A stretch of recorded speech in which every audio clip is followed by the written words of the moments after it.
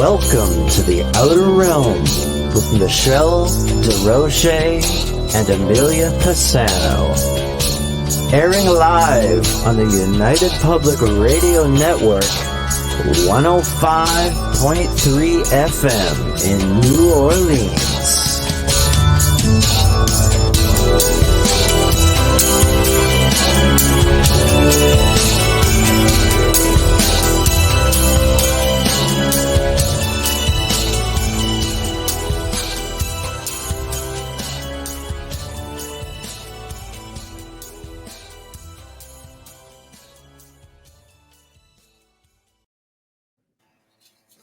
Hello, everyone. Hello. Welcome to the Wednesday night segment of The Outer Realm. We are broadcasting live on the United Public Radio Network 105.3 FM from the beautiful city of New Orleans. We are fully sponsored by the amazing people over at Folgers Coffee who have been on this journey with us since day one. Thank you, Folgers. It would not be the same without you. Also, big thank you to Dr. Snick, aka Justin Snicker, for his contribution of time and music, and of course his voice for our intro and outro. He is an award-winning composer of Halloween, horror, sci-fi, and dark wave electronic music, which can be found anywhere: Bandcamp, Spotify, iTunes, Amazon, name it, he's there. So go and check him out. Tonight we welcome Wes Roberts to the show. He's going to be discussing his book, An Experiencer's Garden, and which basically covers his experiences with alien abduction and contact. But in order to participate in tonight's show, you're going to have to hit up one of our 8 platforms, which are, in case you don't know, News on the Flip Side, Canada's Most Haunted, moi, Joe Montaldo, UFO Undercover, and The Outer Realm on Facebook, UFO Paranormal on Facebook, and of course on YouTube. Don't forget us on UFO Paranormal Radio, International Public Radio, myself. And while you're there, newsflash is UFO Paranormal now has a memberships page. Yes, you definitely want to be a member. Don't just subscribe, get a membership. There's 3 different levels, and you're going to get access to a whole lot of content that isn't going to be on the standard pages. Older archives, a lot of extra content that all of the hosts are putting together for you all. The Gray Zone Uncensored with Joe and I, which is now at least 54 episodes in, is only going to be found on monetization. There are no archives of it anywhere. So just a little something to bear in mind. Hello, Bubbles. Hi. Okay, then. All right. That was like my hand in the cookie jar, but I was just looking at my notes. How are you? It's good to be back. It's good to be back. Shout out to Cogeco, Ontario. For now, going to see how it goes the next few days. Just saying. But thank you. Best behave, you guys. Behave, because it's always good in the beginning, just like a new boyfriend. So, or a new friendship. We're always so sweet in the beginning. Oh, nice. Here Michelle. we go, Michelle. Having some Folgers right now. Very good. Hi, Sherry Berry. Thank you for that. Sherry, Tamara, Wayne, Amanda. I'm having the lavender milk because the stomach with the nerves of late have been really, really weird. And I'm not a milk person. Hey, Bradley. Thank you. I don't think very much. I don't think it's real milk. Buggers. I think it's like one of those nut juice things. No, because I don't know what it is. But anyways, there's lavender in it, so I'm happy. But hello, everybody. Happy Valentine's Day to you, Buon too, kind San sir. Valentino. Although there was a massacre that day. Looking wonderful. Thank you. It was a massacre that day. We're not going to ignore that completely, are we? Hello, Wayne. I'm reading the book, page 51. Right now. Love it. Finally reading Whitechapel Road. And of course, it's amazing as expected. And he never ceases to amaze me with the descriptive text and how much I've already learned only 50 pages in. There you go. And he's hey, Wes. Hi, Wes. Are you home safe? Yeah. He's always good for filling in the blanks and such. Over text, he'll answer your questions and stuff, which is good. He told me the whole book for book 4. I didn't have to read it. I know. He's like, ask Michelle if she's read the book. Michelle's like, well, you told me the whole thing. I was here when you wrote it. I know. It's like I was just laughing. I'm loving it, Wayne. I'm loving it. It's really helping me escape all of this that's going on in the world, and I'm not going to talk about it because it's enough. I just want to be clear. I am a centralist in the sense of politics, in the sense of anything. I don't for or against anything. I don't believe in making decisions for other people, their bodies, their politics, whatever their views are. It's not who I am. Right. So when you come at other people who are my friends on Facebook, you're going to get blocked. Hope you're enjoying that right now, Richard. But anyways, I don't want to see any argument. I don't post anything that even draws out those kind of comments. So if I don't go there, frankly. No, but the thing is, I don't even have those. I have a giraffe post, and he's posting all about the conspiracy theory, and I'm like, oh my God, stop. I'm always like, I'm for the aliens. Let's just go. It's a giraffe in the snow. I'm for the aliens too. I'm pro-alien. It's a freaking giraffe in the snow. Leave everybody alone. I know. That's all I'm saying. Some people go to social media to forget about all the crap that's going on in the world right now. Just saying, not this guy. Hey, Michael. Not this person. No. I'm always immersed in my research, which takes you everything out of this world. So I'm out of this world. Yes, but you're you're rarely on Facebook. Like when I'm posting a funny post on social media, I want my friends that are on my timeline to laugh. Right. That's me. If you know me and I'm in your group, you know that I'm the clown ass of the group. Right. I want that lightness. I don't like the seriousness 24/7. And when I'm on social media, I don't want it. So if you are about, protesting or not protesting or against the anti-maskers or not, because I don't care. Just don't put it on my timeline. Just don't put it on my timeline. That's all I'm saying. Otherwise, then you have to leave and I don't get to know you. And that would be sad. And I don't appreciate those kind of comments. And I don't want anyone on Facebook feel like they might be attacked on my timeline. That's all I'm trying to say. Right. So please keep it centered. Right. With that being said, I know our guest has just come in, so get the bio going, get the party started. Let's just do this. Okay, good. I've actually got his bio ready. Mm-hmm. I'm so happy because here we are in Toronto, Canada again. Yes, it's awesome. Wes Roberts is a 30-year plus contract college professor who teaches students computer applications, transcription, office procedures, and business communication. He has had hints of alien visitations dating back to his teens through ofttimes, frustrating nighttime experiences, and due to a consciously recalled experience in the 1980s, Wes became convinced his experience could not be explained any way by conventional notions such as imagination, visions, hallucinations, dreams, and so on. Please welcome to the show, Mr. Wes Roberts. Hello. Welcome. Good evening. Thank you. I'm just going to tell you I love your house right now because I see the piano in the background. As if. Yeah. Well, mine fools everybody too. I'm just saying. It shows itself. Yeah, I see it as a piece of art. That's my daughter stopped playing years ago, but I see it as a piece of art. I can't get rid of it. I love pianos. Ours is an 1854 Steinway square grand. Well, it's a heck of a lot better than the curtains I actually have behind me. Oh, I don't see them. You look marvelous all over. And so bright. Are we in the same city? Yes. I am definitely in Toronto. There is snow. It's so bright there. I know. Hey, Zach. So how are you? Thank you so much for joining us tonight. I've been looking forward to this with our chit chat.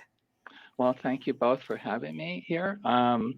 I'm good. I'd have to say nervous, even though I'm talking about my boring old self. Oh my gosh, there's nothing to be nervous about. It's just us two. Well, and a couple million of your closest friends. new closest pressure. friends. Yes, we're new. It's all good. Yeah, but otherwise, I'm good. I was reminded a couple of days ago, and I can get into this whenever you're ready for it. Yeah, I was talking to a friend of mine in Australia a very close friend of mine, and she had just read through my first book. Right. And she said, and she's talking about this must have taken courage and things like that. And I don't see the courage piece in it, quite honestly. Oh, Yeah, right. no, I don't. And at the very end of the first book, I said, this is for those of you out there who fear. This is for you. Right. And when I started the second book, it was like, this is for you who have not taken the first step yet. So the kind of bookends. Oh, I'm really excited now. So I think it takes a lot of courage to do just that. Well, write it, tell your story, especially where you're coming from, the field that you're in. It takes a lot of courage. So I guess the best place to start is, well, where do you want to start? I mean, with your experiences, when did they start? Take us to the humble beginnings, I guess, of your experiences and so on, wherever you want to start. The show's about you, after all. Well, I was able to retrofit, let me call it, some of my early experiences. And I was talking to someone else recently, and they had almost an identical experience. So this helps me feel authentic. It helps me validate what I go through. So one of my early experiences was in my teens. I had a lot of strange experiences in my teens. Right. And explosive energy, right? Right. And this particular one, I was awake. I was sitting up in bed. I had not been sleeping. And 3 things, creatures, I don't know what they were, in robes, black robes, entered into my room. No sound. Just with their hands kind of outstretched, like, follow us. And it's like, no. How about no? I'm good, thanks. Yeah. I don't think I could do that. I was kind of terrified, and I thought, what is this all about? And so until when I started examining my experiences a lot more closely and got over this 20-year hesitation to pursue them, and it really was 20 years, I thought that was just apparitions. It was just something else. I cannot explain it, but it fits, actually. And other people have had similar experiences where beings in hooded robes will come in to their home. Generally not speaking. Yeah, hooded robes. Yeah. That's crazy. Beings, hooded beings, like black. I couldn't see their faces. Amelia, am I saying your name right? Yes. I couldn't see their faces. Just 3 beings of different heights in black, just beckoning me to come with them. And I'm sure I did at some other time, but not then.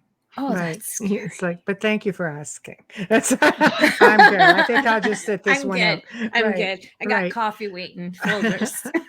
Yeah, my family knows where I am in case you get any bright ideas. So it started in your teens. Do you think it could have happened earlier? Like it hasn't happened? Like the traditional contactee, abductee formula is that it's happened to your family members or your grandparents, or like it just moves up the line, right? Do you find that with you as well? I do, Michelle. I fit into that typical pattern. I didn't know that. Right. I didn't know that. I had a 1980s experience, and fast forward 20 years beyond that, I decided to look into it with a hypnotherapist. Right. Who we know and love. Yeah. Okay. Am I allowed to mention her name? Yeah, absolutely. Yes, she's been on the show a couple of times. Please. Yeah. Please Leslie Mitchell Clark. Yes, we love her. She was on a couple of weeks ago. She's a doll. Yeah, my pal Leslie. So until I decided to see hypnotherapists, I was unaware of anything being of this nature before 1980s. Wow. And then I went to her with one experience in mind, just one that I just couldn't shake. And so I went to her and I thought, well, let's explore this. So she did her typical good assessment. You know, you've got to do the triage piece. Right. If you don't do that, you don't know the kind of person you're dealing with. So she did her usual good thing. And we did the first session. It was nothing about the 80s experience. It was something completely different. Wow. Something completely different from early childhood. I'm going to say 3 or 4 years old. Wow. That far back. That far back. And I'm thinking to myself, oh, great. This is, wow. Because I had not conceived of something before the 1980s in my particular case. Right. And so to fit the pattern, actually, I'm not sure if the two of you and your listeners are aware, maybe Leslie talked about it, the interlife hypnosis. Yes, absolutely. Mm-hmm. Yes, she did. I finally got to doing that with her and finally got to discovering why all this is happening to me. One of the big why me answers came rushing through, and it's because I agreed to it. See, I know it's a thing, and all sorts of areas of the unknown will speak about that. Whether it starts with soul circles, we all agree to come back together and live out this life or play these roles, and I know she also mentioned, which I believe, that you can be incarnated into any being from any planet. It's just not all necessarily here on planet Earth. So when she said you agreed to this, how did you feel about that? Well, if I can back up a step. Of course. Yeah. I was concerned when I went to get hypnosis. It's not happened to me before then. And there's not, I would say there's nothing to it except you're going to have more detail about your experiences. You're quite conscious. Almost lucid, perhaps super lucid at times. But I was afraid that that experience and others I consciously recalled were not real. That was my concern. Oh, okay. I know it's a bit of a strange take on it, right? Well, they're not real. But so again, is this going back to another life? Perhaps is this where does it just come from? Like it just materializes, or is it an implanted memory?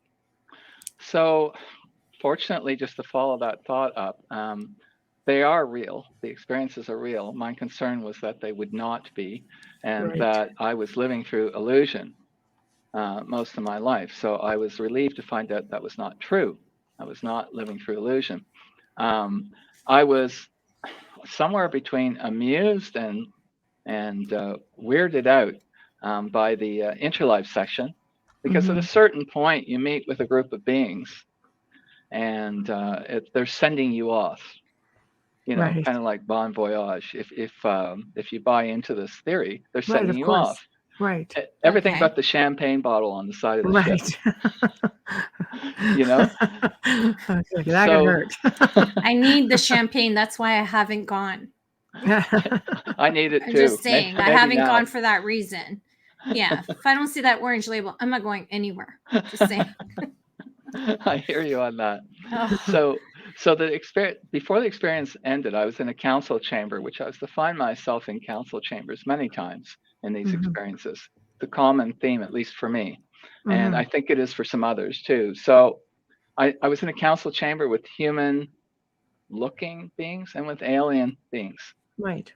And it was like they were sort of giving me the nod, go forward, or engage, as Picard might say. Oh, right. Getting into some Gene Roddenberry there. Well, I like it. I sort of saw families going by, not clearly. And it was like, not that one, this one. And that was it.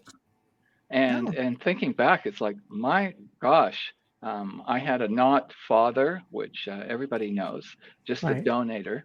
To be not crude. Anyway, so I had a not father. He was never around, but I must have picked this particular family for a reason. All the dynamics at work, the big one being I grew up in an all-female household. Nurturing. Yes, very nurturing. Mother, grandmother, sisters. Very nice.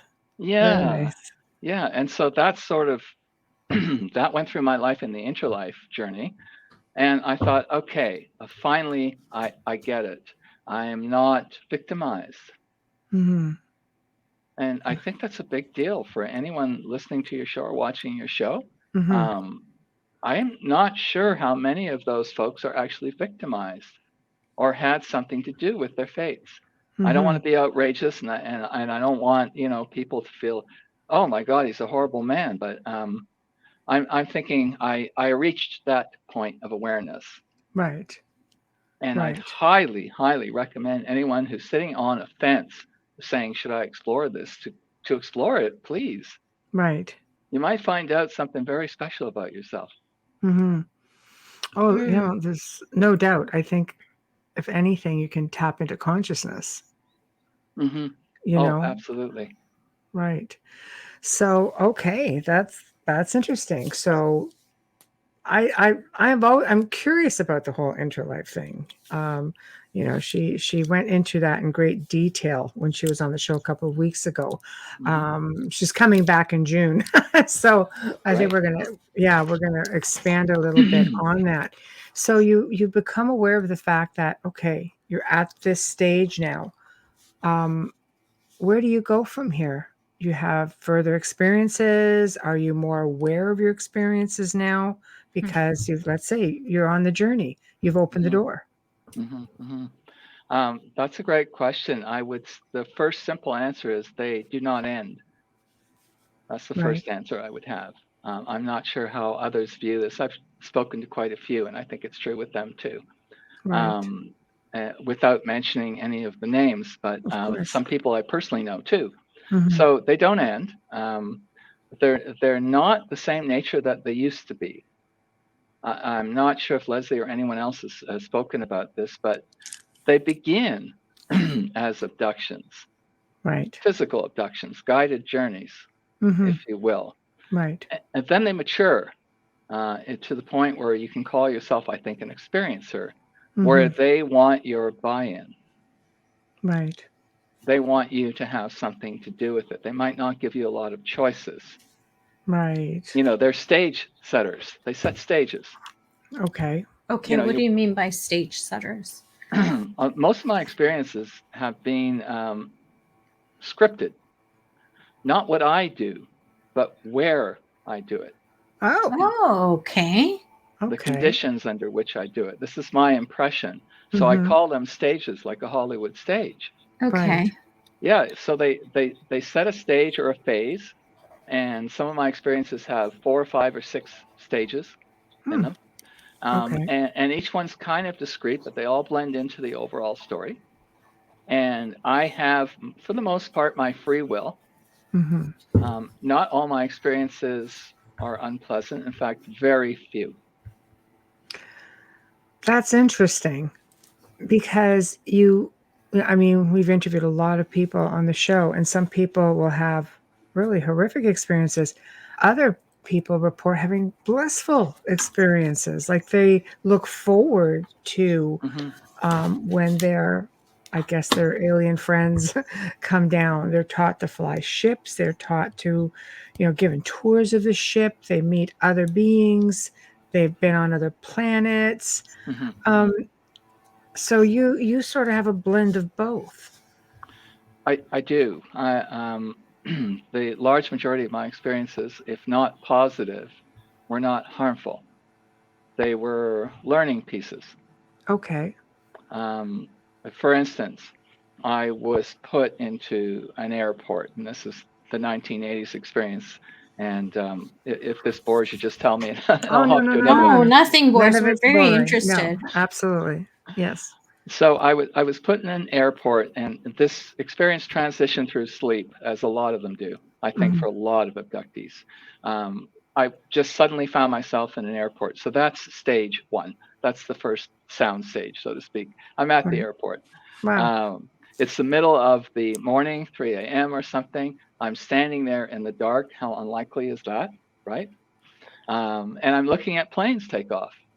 It's all highly unlikely, but I was quite lucid.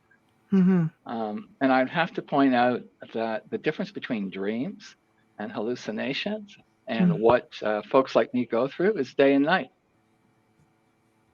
Things are cohesive, generally speaking, in a lot of my experiences. The desk doesn't change. If I look into the mirror, I'm the same person. Where I've had so many dreams, I look into the mirror, my mustache falls off, and then it comes back on. And I'm bald, and I'm not bald. And it's like, whoa! So it's like, woo, Twilight Zone stuff. Some kind of flashback. Yeah. like a flashback or a flash forward that I don't want to know about. Yes. Yeah. So Okay. I'm in the airport looking around. I'm all by myself. I thought I wasn't. And one of the planes taking off exploded in midair. Oh. So I'm going to say no, this didn't physically happen, because not all abductions are physical. A lot of them are psychic. A lot of them are etheric. Easier to transport your spirit around than your body. I agree with you. Yeah, and of course you're in. That's true. I agree. Oh, please, Amelia. No, thank you. Especially when you have those drives where you're on the road for an hour and you can't figure out for the life of you how you got home. All of a sudden you're at your exit. That happens so often with so many people. I sometimes wonder about that. Some of it's got to fall under missing time, even if the smallest percentage of it's missing time. Mm-hmm. I talked to folks that did that before. I thought I might be one of those folks. I was resisting that for 2 decades. That has nothing to do with me. Mm-hmm. Me and the 19A's experiences is not them. Right. It's prejudicial, right? And sounds familiar. It's okay. Yeah. Eventually I got to the point where it was like, maybe it is me. But in the 1990s, before I was aware of any of this, really, I talked to a family that was driving somewhere near London, Ontario, Canada, and they're driving easterly, I think it was, and they don't remember anything. They wake up and they're driving westerly. See, I've talked to people that's happened to also. They're like, they'll say, well, it takes me 3 hours to get there. And we were there in under 2 hours. And I'm like, but we don't remember the drive. And I'm like, I could really handle some of that kind of travel. So can I. Just cut back some of that driving time. Standing. Yeah. Especially on the 427. Give me that. Right? I know. Oh, gosh. Give me that. I know. Right? Don Valley parking lot would be nice if we just bypass all that crap. Oh, my gosh. I know. But it is that missing time or looping, looping or missing time. Yeah. And, with respect to some people being abducted when they sleep, it's also a curiosity. For me, myself personally, it's a prerequisite because I'm exhausted at the end of the day. I'm like, God, just let me fall asleep first before you put me to work again or whatever. I get really ornery about it too. It's just like, I look at the time and I'm like, and honestly, sometimes as soon as the lights go out, I'll hear things within the room or I'll feel hands on my head or things like that. And I'm just like, okay, so I just need 10 minutes. I'm sure it won't take me longer than that to just sack right out, And then I just go to sleep. I'm just heck with it. I just don't want to know the whole process all the time. But then there are times where you read about people who are having experiences in the middle of the day. I'm sitting here wide awake going, now would be a good time. But apparently not for them. So speaking of the middle of the night, I just want to give a quick shout out. First, I want to say hi to Mama Pauline because I love and adore her. And I was blowing kisses to her earlier. I wasn't blowing kisses to you, Wes. I'm sorry. And not to anybody else, but Mama Pauline. And just in case, good evening. It's 3:36 a.m. here. Well, thank you for being with us. Justin, you are a freaking champion. We love you for being here for 3:30 a.m. your time. Thank you. Definitely calls for a shout out. And Wes Coleman made a statement. He said, maybe if you go into the experience being fearful, perhaps that makes the experience more scary or horrific. Heard that. Yeah. I love that statement. I'd like to say I don't go into the experiences anyway, any particular way, no mindset, generally speaking. Right. I just start somewhere. You're just there. I'm just there, and I fall through the rest of it. And Michelle, I wish I could sleep better than I can. Yeah. Leslie worked on that with me. Oh, so is it because you anticipate? Do you think? Oh, insomnia, just like Amelia. Yeah, it's sad, isn't it? It's horrible. Apparently I shouldn't be walking and talking with the little sleep I get. Oh. I shouldn't be functional. Oh. Do you get angry from the insomnia? Do you ever get easily? Oh. Yes, Justin. Yes. One of the same.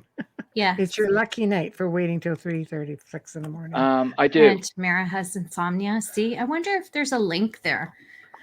So here's my understanding with a little prerequisite, which is I was getting to the point before I saw Leslie where I couldn't. I was afraid to close my eyes many nights. I mean, afraid.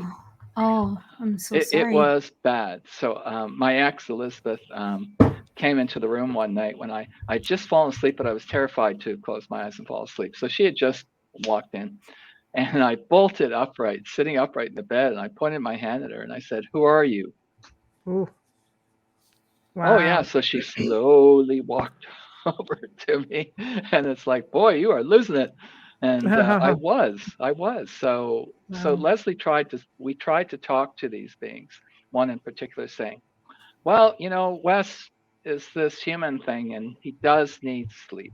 You think you could, give him a break now and again and let him rest? Yeah, let him fall asleep first. That's my rule. Once of us sleep, okay. Sleep first. Yeah. No, wow, that could be pretty traumatizing. I think I can only use myself as an example. It was very unnerving, and I know I've talked to other people who have felt the same. It's an intrusion, and it's your boudoir, as I call it, is your sacred space. It's where you should be able to go lay your head down at night and feel safe and not worry, because when you sleep, your subconscious opens wide open. You're vulnerable. You need to feel safe. And unfortunately, you have these guys just lurking around, just popping in, and who aren't bound by time or space. And it's an intrusion.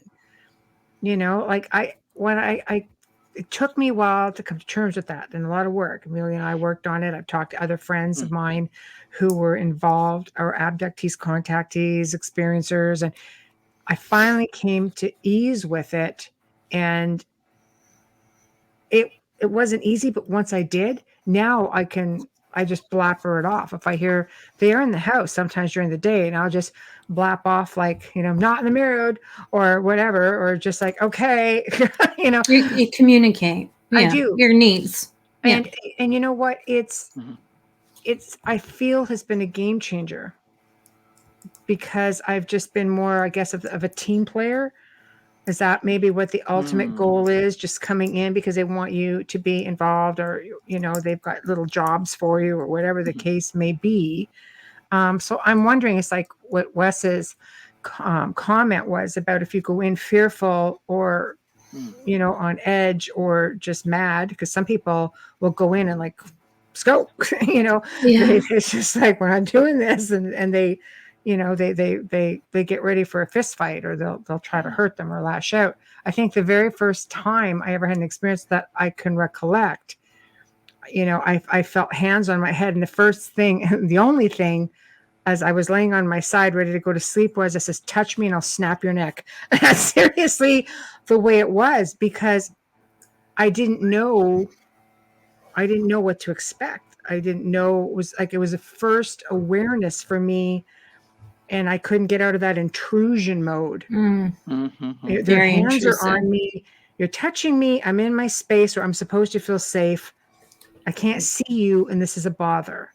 And then hands went off, and that was it. So maybe they felt for their own safety, they wait for me to sleep. I wonder if everyone has that ability to communicate with them to the point where they listen and back down, because I've always thought, because I've always said, no, this isn't happening to me. I'm still that way. I'm not going to say I was much like that when I was younger. I'm still that way. But I feel that it's going to happen regardless. It's best to go in calm, because you can actually, carry yourself a little bit better that way as well, and respond a lot better. Maybe it depends on which race you're dealing with, right? Yeah. So, like, have you actually ever been aware? Are you aware of the race of individuals that visit with you or take you? Are there different races? Good question. Good conversation about sleep. I'm sure when I was terrified to close my eyes, that didn't help things. Right. If I was abducted that night. Right.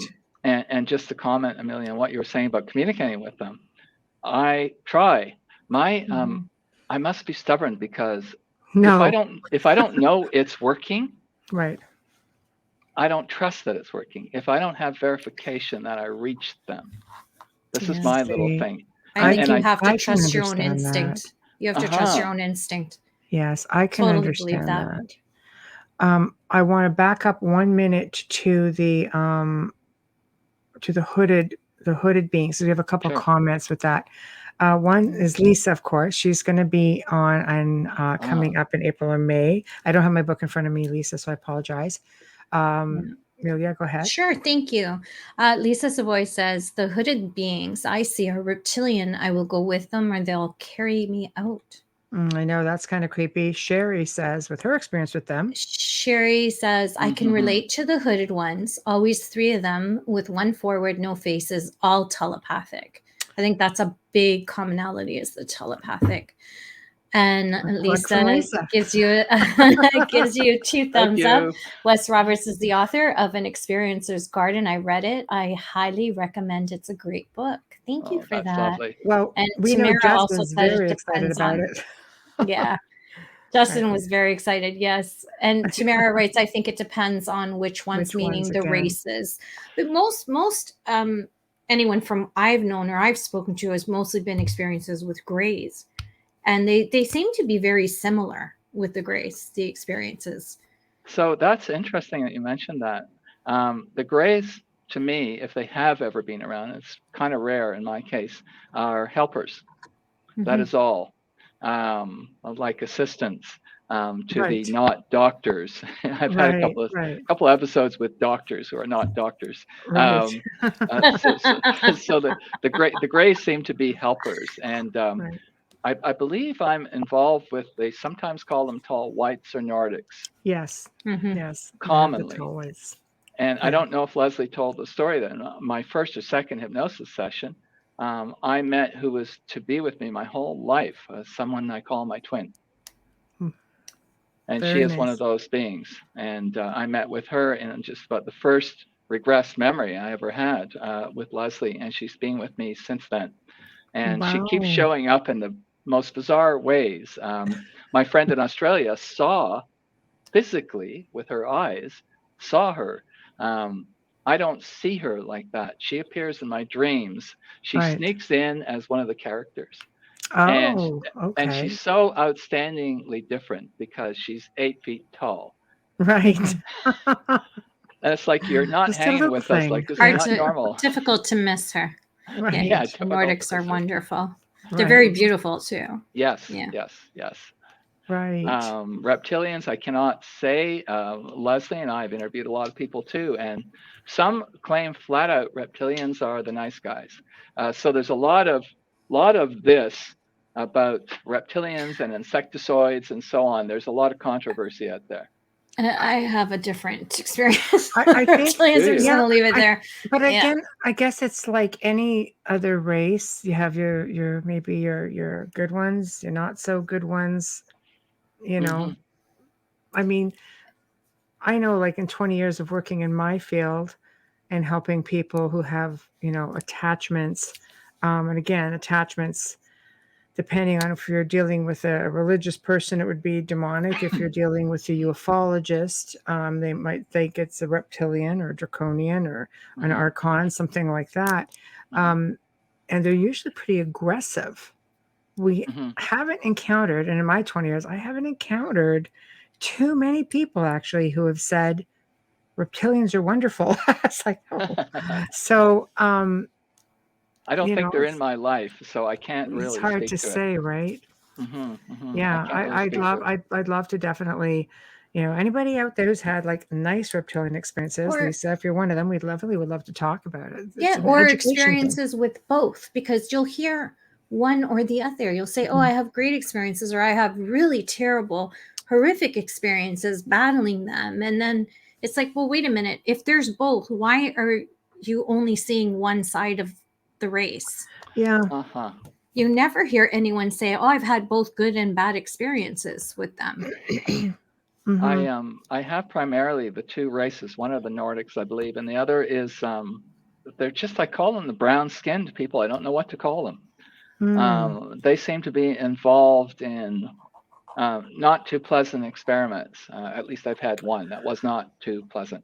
So I've only had a handful of bad experiences, but at their hands, that was one of them. It's funny because Joe will tell you that I know on a show that we do together called The Gray Zone Uncensored, we'll speak of different things like that. It's just a research show.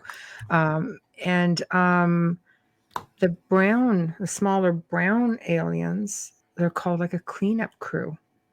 And they will go in, they'll do experiments, but also it's like, for example, if you have a race who may, let's say, accidentally kill someone, for example, these guys come in and gone. Like they seem to have their hands like really hands on and not in a positive way. So it's funny that you say this. I've noticed them on a handful of occasions, either shadowing me or directly involved with me. And I don't know if the other listeners can relate to this, or probably you too, can you? There are certain times when you feel helpless. Right. This is Wes's question, I think, in control of that, Amelia. Thank you. Do you have any control during these experiences? Those are we read them out just because we have a lot of people listening and not watching. Yeah. Thank you. So yes, in some of them I have.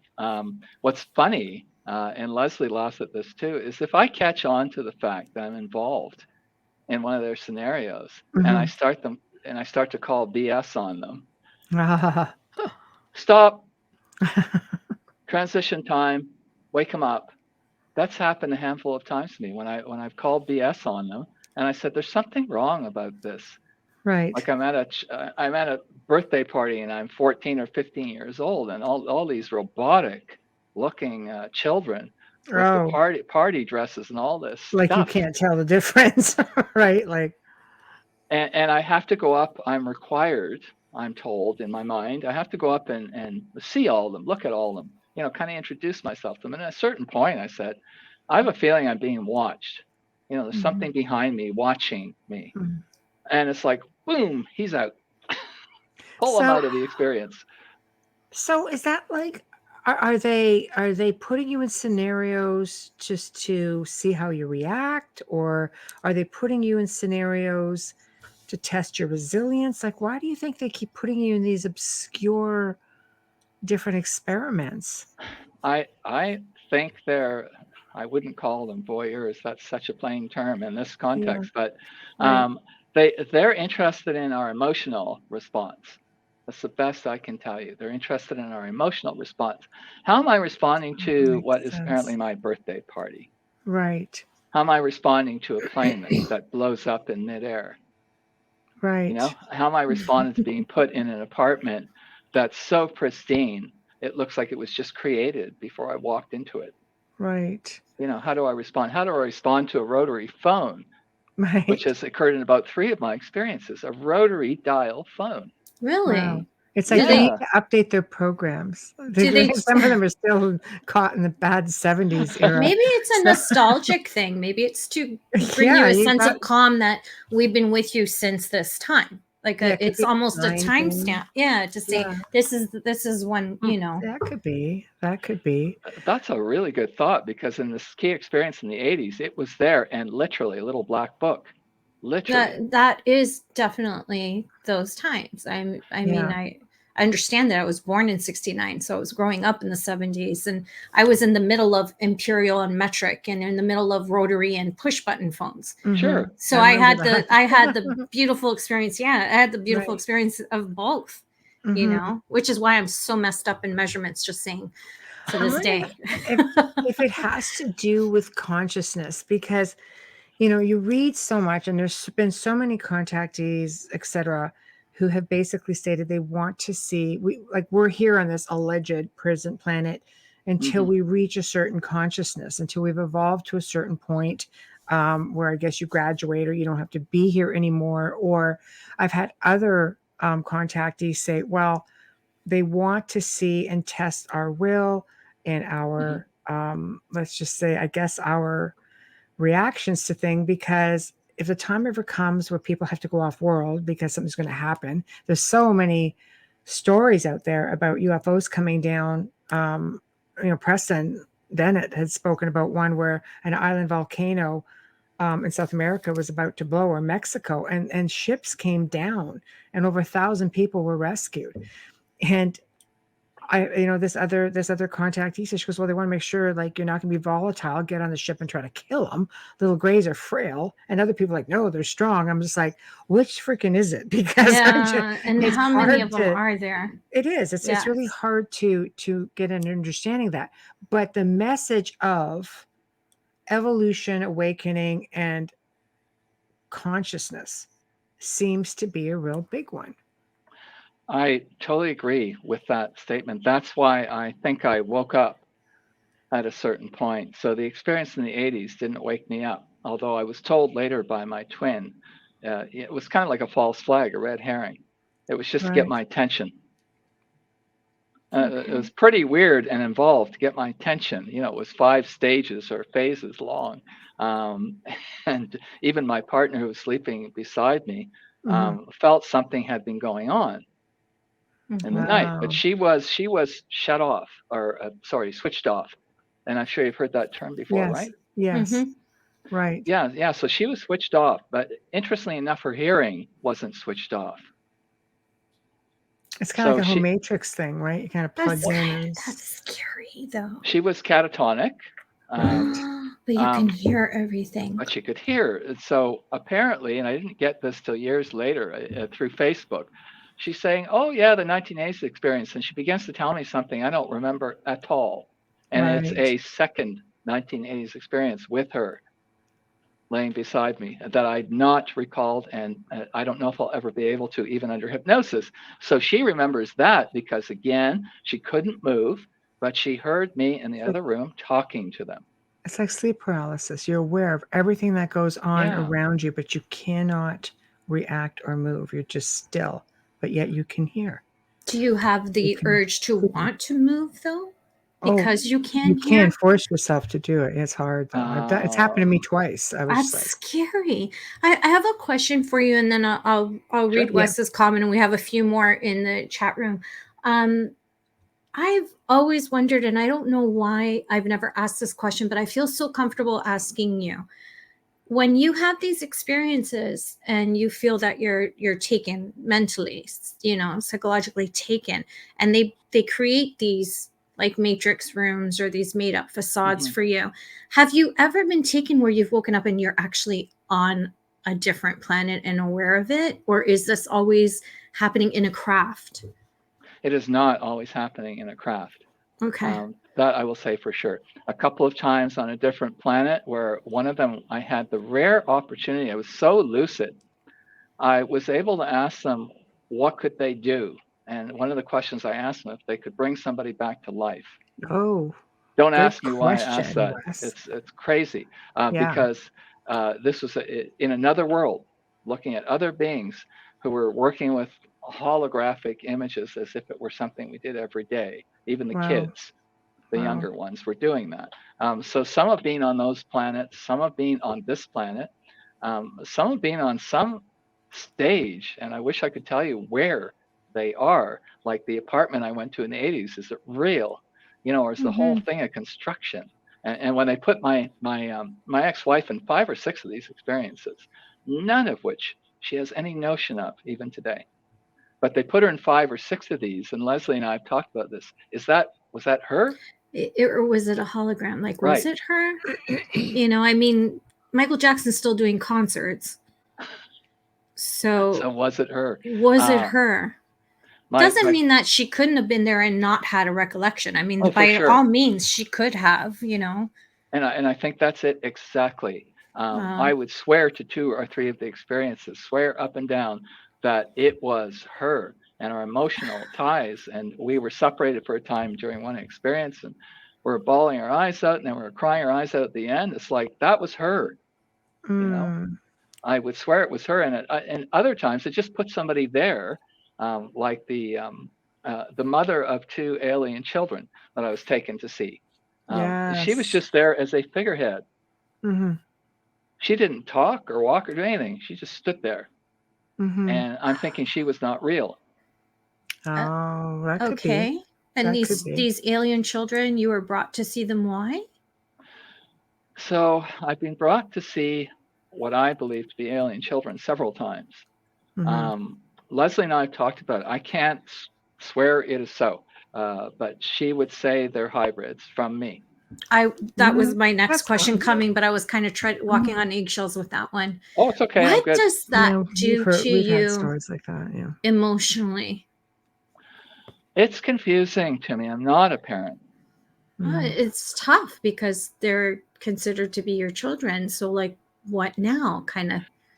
So the prevailing theories, I think, go two ways. One is if a hybrid really looks like a human, they might be here. They might put them here. If they're not quite there yet, they're not going to put them here. Right.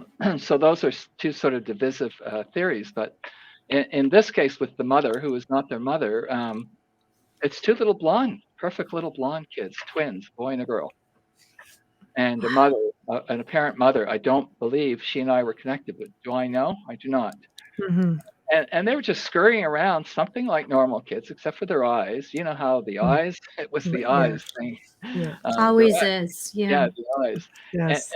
And I was just meant to think, the thoughts came in my mind, well, these are your kids. Right.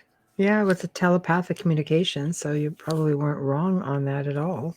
They never speak, Michelle. They never talk with their mouth parts or whatever you want to call them that they possess. Right. It's always... They've never spoken to me. Yeah. Wow.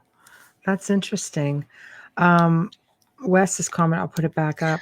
Thank you. Wes Coleman says it's like they're testing the empathy of the human race. Yeah.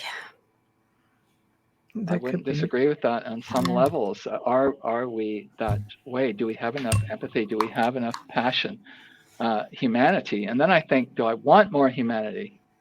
See, look at how we've done with that. Depends what your description of humanity is, I believe, your interpretation of it. Yeah. And there seems to be a lot of messages out there from ET with some abductees or contactees along the lines of, you don't take care of your sick, you don't take care of your elderly, you're cruel to one another, but when you think about it, because Wayne and I have talked about this many times, is this is a type of planet where everything eats everything. It's just, if you think about it, it's a circle. It's a circle where people don't think that even plants and vegetables, everything are sentient. If it grows, it has life. Oh gosh, yeah. There are vegetarians seeking and vegans seeking therapy everywhere right now. Everything eats everything in one form or another. My. There have been experiments. I agree with you. For example, there was a high school in the United States that did this experiment in the Rotunda. They took two plants, and they were both encased in glass, two separate plants, where they could hear people. And the experiment was every day when people would walk by, they would compliment one plant and they would insult the other one. The one that was always insulted had brown leaves. The leaves were down, and the other plant was thriving and growing. They've done the same experiment with water in glasses. They put water in, and they'll, like ice even, like they'll say, oh, you're beautiful water, you're going to nourish me, you're just wonderful. And the other one, they just like talk down to it. And you could just see when they do testing, the molecular part of all of it was changed. It's all about frequency, vibration, all of that. And I agree with that. Yeah, it's crazy, I'm living proof. I do not have a green thumb like my mother. I'm nothing like that. But I love basil, and I use a lot of it in my cooking, parsley, sage. So I will grow it. And people will say to me, how do you keep your basil growing through the winter? Because it's so sensitive. I go, I don't know. I sing to it, but I sing. I'm singing in the kitchen. The kitchen's my happy place. So I'm always singing. I'm always thanking it for giving me its leaves, its life, for me to flavor my food. I actually thank the basil. And what can I tell you? It grows. But yeah, and it's not for anything because I'm terrible. I don't know anything about feeding plants. I don't know, but they seem to grow, and I guess they just like my voice. I am so on board with that. I love that. We're apartment dwellers, and we talk to our plants all the time. We have a mint year round. Yeah. Yeah. Right. Year-round. Why not? Yeah. Why not? If it likes being there, and it's important. I think it's important. Like you said, vibration is everything. If you don't want to believe that it's life, then think of it that way. it's a force. We're all vibration. We're all energy. They've just done experiments and they could see that trees actually communicate with one another through their roots, and they will lend water to one another. So if one tree root feels dry, the other tree will push water towards it. Like it's craziness, but it's amazing. Explains so much about forestry and wildlife, why it thrives and survives without men in it. Right. Why does it thrive better? That is a great explanation. Tamara's got a comment. She said, maybe you're being used to show the next alien generation how humans react to scenarios. I see a C. Sorry. Scenarios emotionally. I think Tamara's tired. That's okay, Tamara. That's okay. I just don't know if it's my eyes or not. So I had to check. That's okay. Yeah. So am I allowed to back up and then speak to that? And you can do whatever you want. It's your show. This is your show. Do whatever you want. Yeah. Experiments with plants. So when I was younger, I had a unique opportunity. I belonged for several years to a parapsychological research institute. Right. And they were connected with a major university here, and they did scientific experiments, and they measured them and looked at statistics and all that. And I was just in a huge learning curve with them, but with plants. So they hooked up a plant to an oscilloscope or some other scope, and they tried to threaten it. Now, here's the funny thing, or here's the really unique thing. When the person threatening the plant didn't mean it, the scope wouldn't change. When there was intent behind it, the scope showed changes. See, I am completely in agreement with you. Intention is everything. I agree. Especially so yeah, it was fantastic. Like you go at it with a knife and I'm just pretending, or I'm going to cut you. And it'd be off the scale. It'd be like, okay. So that gave me an appreciation, early teens, teens and 20s, I should say. Wow. But in terms of Tamara's question, yeah, they're observing me, and I'm sure a heck of a lot of others, trying to find out how we will emotionally respond to a situation. When I was in one scenario with my ex-wife, and our faces were put in machinery. This was god awful. Our faces were put in machinery. I felt like I was suffocating, and I had to go through that on my own, and she went through it on her own. That was tearing me apart. Wow. And then I go to the recovery room ahead of her, and she comes in later. And by that time, I had a chance to look around the room, and it was one of maybe only a handful of chances I ever got to look in a mirror in these experiences. And I look like my captors. Wow. I was unfinished, is what I would say to you. I was unfinished. The construction wasn't finished, especially of my face. But when she came back in the room, it's like, damn, I said to her, I know why we're here, meaning they're observing us, and they're getting to experience our emotions, and they're gauging to see the word empathy has come up, or sympathy, or hope, or passion, or intimacy. Yes. Yes, because I guess depending on the race, some say grays are completely emotionless to anything. I could definitely see them getting involved with that. Nordics just seem so whimsical, they just seem so full of knowledge and willing to share and love and light and that sort of thing. Amelia, did you want to get them speaking in Nordics? Yes, thank you, Michelle. Zachman says, I've had contact with the Nordic beings, which were neutral in nature, not bad nor good. It seemed like their goal was to validate my beliefs that they were real. Okay. Maybe you questioned it and don't remember. Justin. Or 4:00 in the morning, just in case now. I've been mistaken for a Nordic. I'm 6'3", tall, and had white hair and a beard, now bald, but my eyes aren't blue. They're almost black. My daughter's eyes are like that. That's really cool, though. That's creepy cool.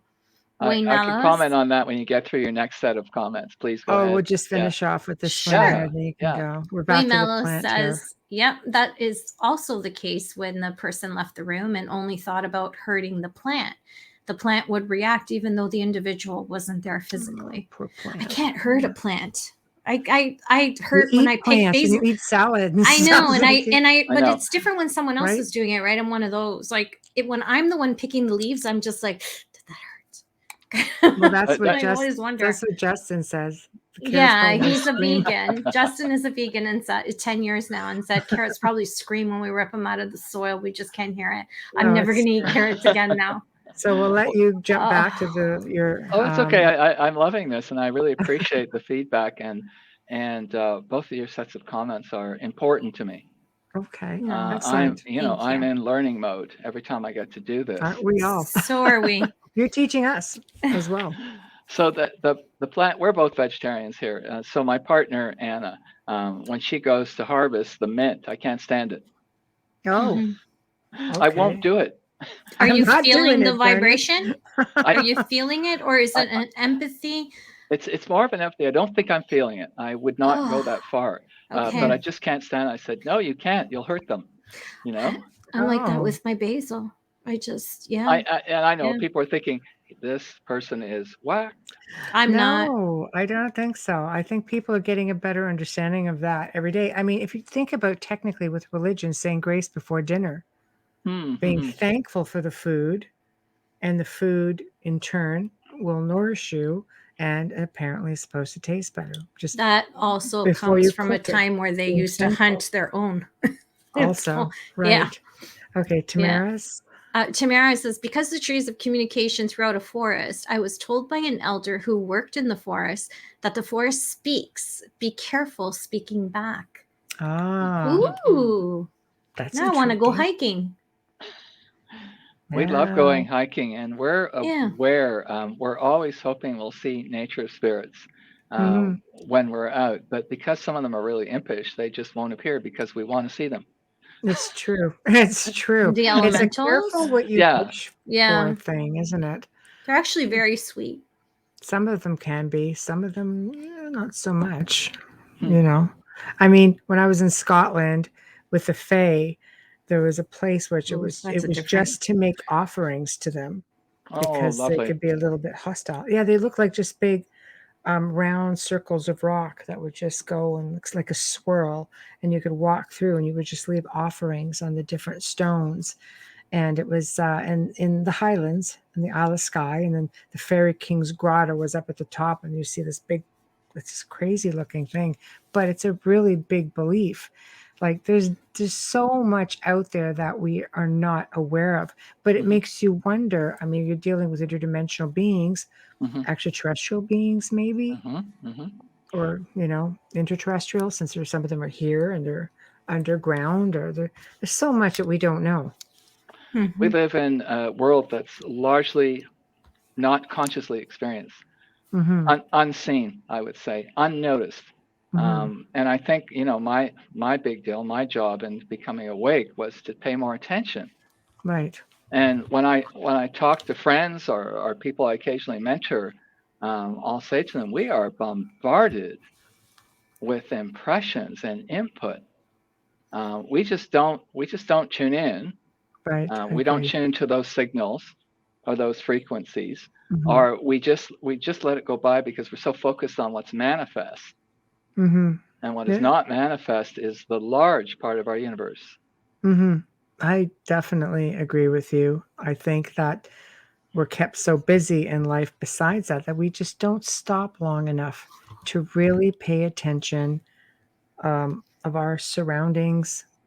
A walk in the forest is the perfect thing because there's so much there. How aware are you of what is actually happening? You are living and walking amongst a living, breathing ecosystem that can hear you and communicate with you, and all of the beings that are there. Even with ET, a lot of people automatically assume they come from the stars. They don't necessarily come from the stars. Some of them are in the oceans, in our mountains, underground.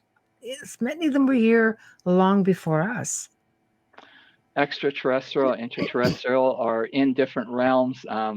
There's an author, and I can't pronounce his last name for the life of me, but he wrote a book called The Omniverse. I know it well. Do you? Absolutely. I do. I think it was the same author who did the Mothman prophecies, if I'm not mistaken. Oh, could or have he been. based I don't his know. work on, yes. Yeah, I've actually covered some of that stuff in the Gray Zone with Joe. It's definitely dimensional, interdimensional. It's all levels. You can be in the same space and have all these different levels. And we're actually we're getting all this stuff seeping in to us, and we occasionally probably some of your guests have talked about downloads. Oh yes, please. Yeah, let's do it. Let's just have some fun. Talk about the Omniverse. Talk about the downloads. I get downloads, and people don't understand what that is. I think a lot of people do. Do you, Amelia, as well get downloads? No, I have nothing to do with. Yes, she does. She's in denial. I don't get abducted. Not that I'm aware of. No. Okay, no. fair enough. I can attest to the fact that I have seen a Nordic and didn't know at the time what I was looking at. I thought I had to do a double take because I was in a car and I thought I was looking at some cosplay artist until I realized how tall she really was. And I'm like, no.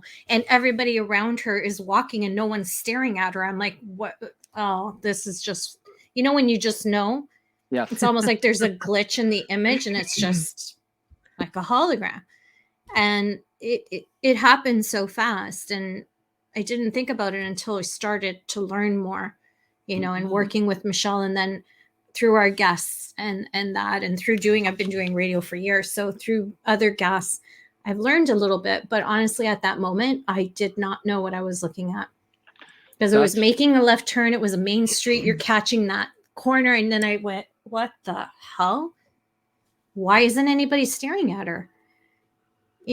I mean, if she was walking down Queen Street, nobody would even notice her except for the fact of how tall she is. Yes. That's it, right? Yeah. I used to work at Queen and Bay, except for the fact of how tall she. Did you? I worked under the Sheridan Center Hotel in the concourse level. I worked in one of the high rises as an executive assistant, one of my other lives. Yes. Yeah, that's another life for me too. I was doing hair. That's a long time ago. But it just, her whiteness, the long flowing hair, the stance, the way she was leaning forward, how tall she was. The eyes were super large, like a Bratz doll. You know what I mean? Like it just it stayed with me. But that's the only thing that I can remember. I'm working with a group of people. I've been working with people like this for years, and we have fun. With little psychic experiments and so forth. It's just a fun little group. But one of the things I've introduced to them is this momentary images we get, or spontaneous momentary images, flashes that do not last. I call them simply fleeting images, right? So it's my belief, and I would put this to you and to your listeners, that a fleeting image can be revisited and unpacked to take out everything that's in it. That there's more you actually experience, that there was what this figure, Amelia, did a few seconds earlier, a few seconds later, what was on its mind or her mind at the time, what its circumstances were, the vehicle, the life story. So some of this can be unpacked later if you can call to the forefront that fleeting image again and examine it and lengthen it, so to speak, and unpack it. Yeah, I'm definitely visiting Leslie as soon as all this pandemic crap is done. She wasn't there a few minutes before that left-hand turn. That's all I'm going to say. Right. She wasn't, and then she was, and then that's, you're like that kind of thing, and then all those questions, like you said, it goes through your head a lot later. I think it's probably available to you, is all I would say. Yeah. So one of my friends that's participating in this little experiment is keeping a journal of fleeting moments of all things, because they go so fast. Yours lasted a couple of seconds, which is lengthy, really, a few seconds, but some of them are just boop, like that. Oh, really? So he's keeping a journal, and he's going back looking at the journal. He says, that turned out to be true. That was true. So through examining the journal of fleeting moments, he'll just say, sister's going to call me. I like that idea. It's almost like a dream journal. It is. But it's a fleeting moment journal. I love that idea. And on examination, it's bearing fruit for him. Mm-hmm. Yeah. Wow. It's I think the more you do it, the more you can manifest also, right? So, okay, here we have another one. Just in case, all angels are extraterrestrial, but not all extraterrestrials are angels. I agree. That's true. A lot of people. It's definitely true. Yeah, a lot of people think that the Nordics or the Palladians are angelic beings because they're just beautiful. And they're glowing. Right. And then you get the poor reptilians that get the bad rap because and the insectoids. My goodness, wow. Insectoids. Well, sadly, they have the misfortune of the way their appearance. That's why. That's why. So it falls under the don't judge a book by its cover sort of deal, right? Exoskeleton or whatever it is. Exactly. Why don't you expand a little bit more on the omniverse for those who don't understand what the term means? So you can keep me in check on this. I don't know a lot of people that have read that book. A handful of my friends have read it. I was so fortunate it came to my attention. It could have been Leslie, actually, but it came to my attention. So I'm thinking back to, I know it's corny, the Riddick movies. Mm-hmm. With Vin Diesel. Vin Diesel. So the Chronicles of Riddick, in the second movie, this conqueror race, basically starts out by saying there is another verse. And that really stuck in my craw. There is another verse. There's another universe, right? But I love verse. I just like verse. Yeah. So there is another verse. And this character went on to talk about the other verse and what was possible in it. And that really turned my head around. I thought, okay. And then I read, oh God, I can't remember the author. We had him on our show, Leslie and I. He wrote The Multiverse. Right. Mm-hmm. Another author, and he died later. We didn't know. We were, my goodness, of course you wouldn't know, but we're trying to contact him for a show, and he's not writing back. And it's like, okay, no, we didn't know. So that was pretty terrible. But he wrote The Multiverse. I thought, okay, multiple universes. This makes a lot of sense to me.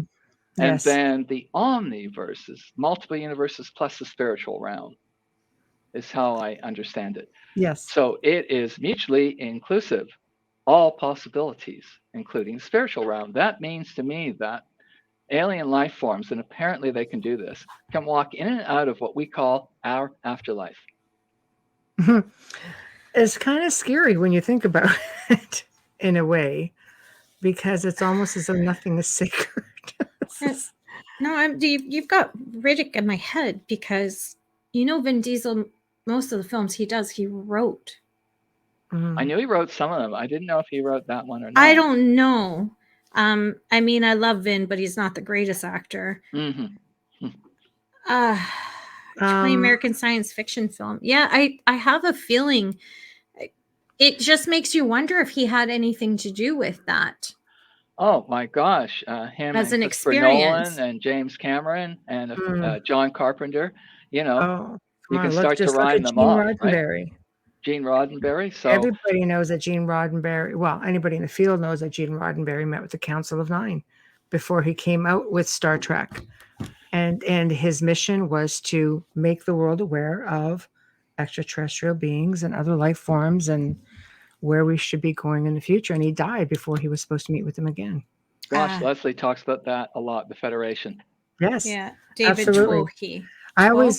We talk about the Council of Nine being a lot like the Q. Because they're just that supreme. They're just above everything. They live in a void.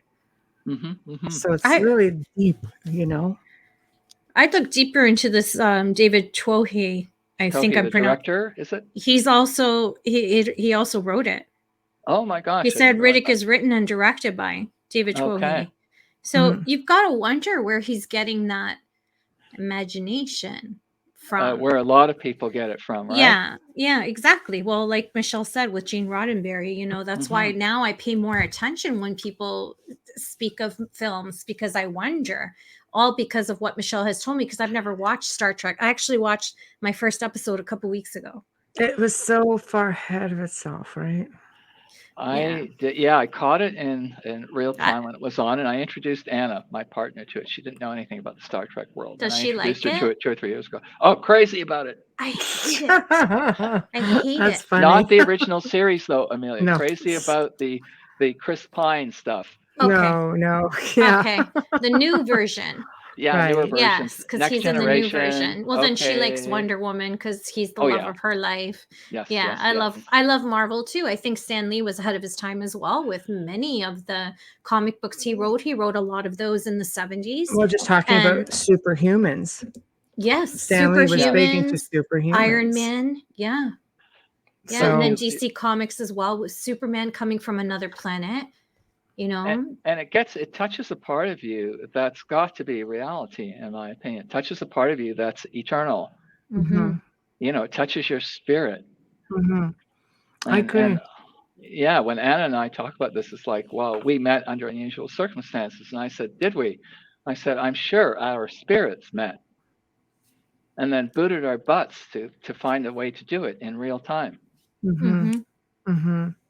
And Across so, oceans of time, right? oh, As literally Dracula would in that say. case. Mhm. Yes.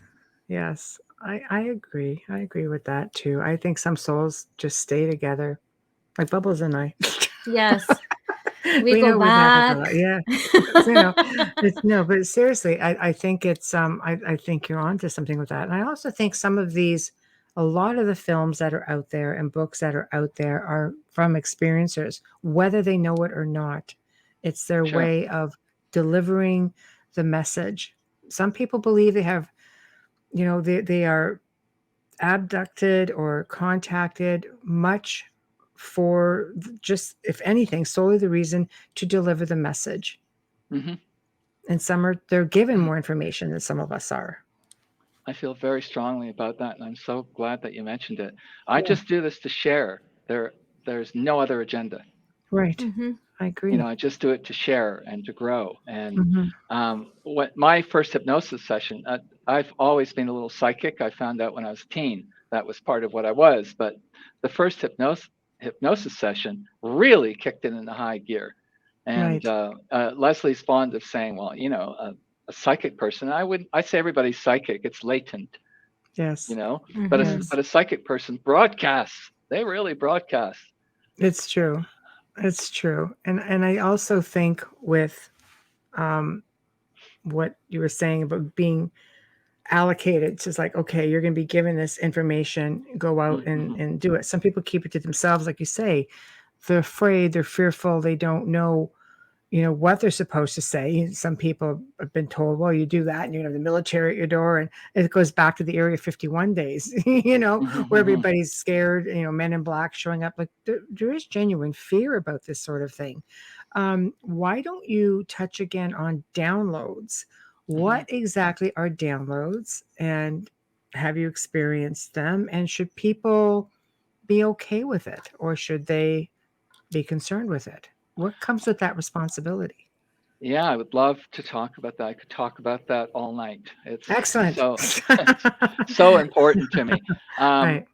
Grant Cameron, if you know Grant, he was doing White House UFO and talking about government cover-ups, and he had a massive download a few years ago, which changed his trajectory.